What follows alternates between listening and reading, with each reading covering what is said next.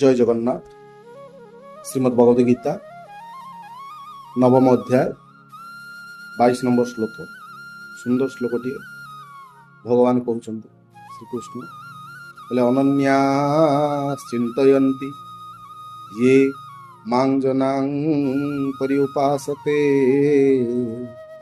तेषां नित्याभियुक्तानां যোগক্ষেমম বহাম্যহম।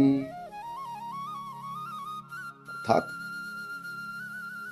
ଅନନ୍ୟ ଚିତ୍ତରେ ମୋର ଚିନ୍ତାରେ ମଗ୍ନ ହୋଇ ପରିପୂର୍ଣ୍ଣ ଭକ୍ତି ସହକାରେ ଯେଉଁମାନେ ସର୍ବଦା ହିଁ ମୋର ଉପାସନା କରନ୍ତି ସେମାନଙ୍କ ସମସ୍ତ ଅପ୍ରାପ୍ତ ବସ୍ତୁ ମୁଁ ବହନ କରେ ଏବଂ ସେମାନଙ୍କର ପ୍ରାପ୍ତ ବସ୍ତୁର ସଂରକ୍ଷଣ କରେ।